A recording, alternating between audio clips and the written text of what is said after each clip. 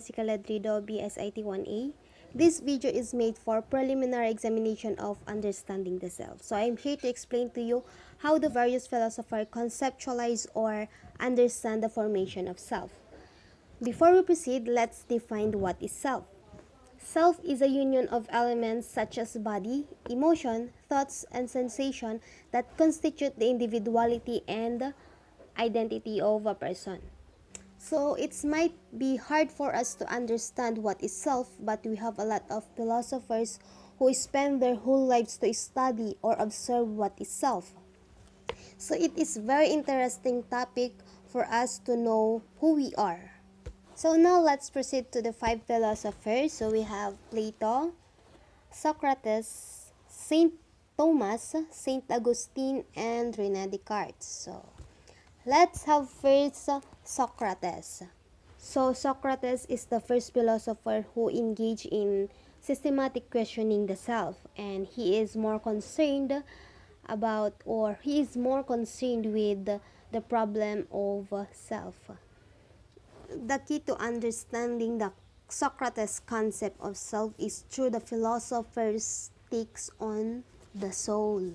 Soul for Socrates is the intellectual and moral personality of humans. So, soul for Socrates is the responsible agent for knowing wrongly or rightly. That means we need to take care our soul or ourself. Why we need to take care our soul? It's because we need to attain good life.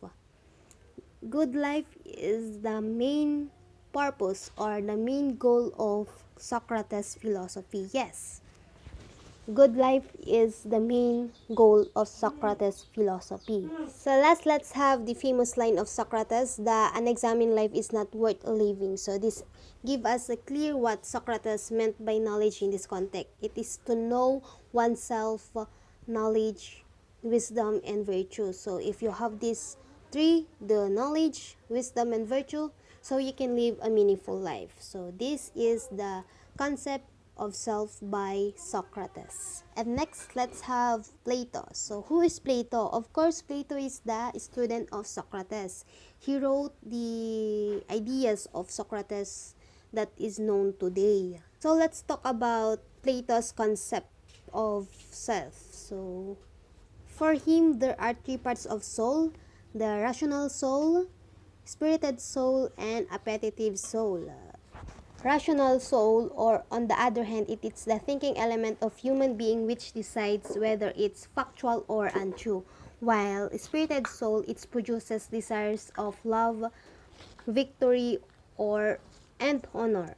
And in the soul, spirited acts as an implementer of rational soul. And last, we have the appetitive soul. Appetitive soul, it is about sensuality, and it's element that enjoy sensual experience such as food and drink. So appetitive soul is in charge on what you feel, like you are hungry or you are thirsty. Yes, that is the 3 parts of soul: the rational soul, the spirited soul, and the appetitive soul. So that's how Plato's understand or conceptualize the self. And third, we have Saint Augustine. Saint Augustine is an African philosopher who integrated the ideas of Plato and Christianity. He believes that the physical body is radically different from inferior to its inhabitant, the immortal soul. And also, according to him, everything created by God is all good. Of course, if God's created us, and we also good, all created by God is good. Therefore, the human person, being creation of God, is always geared towards the good. And for him, knowledge can only come by seeing the truth dwells within us. It's very important to us to take a time to read Bible and pray, because it helps us to know ourselves better. So that is Saint Augustine concept of self. And now we have this philosopher who adopts some ideas of Aristotle, and that is Saint Thomas. Saint Thomas said that indeed man is composed of two parts, the matters and form.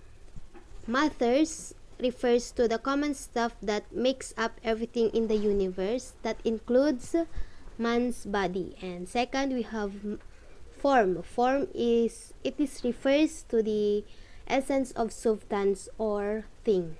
So that are the two parts of indeed man, the matters and form.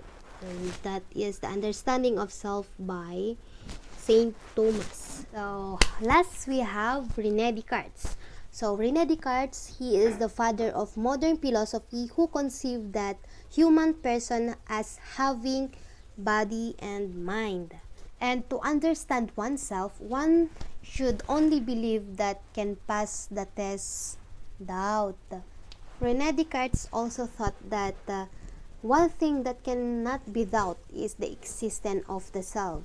It because they can see you, touch you, even speak to you. So there's nothing you can doubt about the existence of oneself.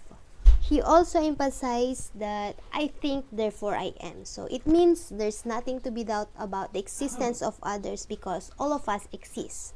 Anyway, because the power thinking we have, we doubt, but there's nothing to be doubt about that. And that is the concept of self by Rene Descartes. So there are two more questions left. How the self is formed in a sociological perspective and how culture affects the formation of self-identity. So let's have first the first question.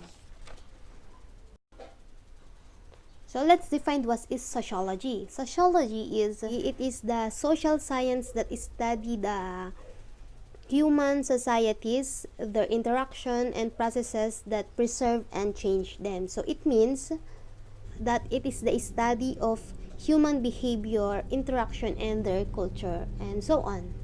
So self is formed in a sociological perspective because self is emerged from social interaction such as observing and interacting with other, like responding in their opinions or opinions of others, and so on.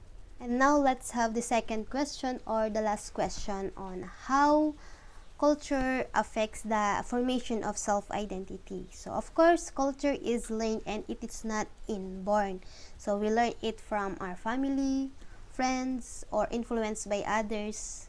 Culture has a greater influence on an individual, and it might be negative or positive depending on the type of culture that brought on in.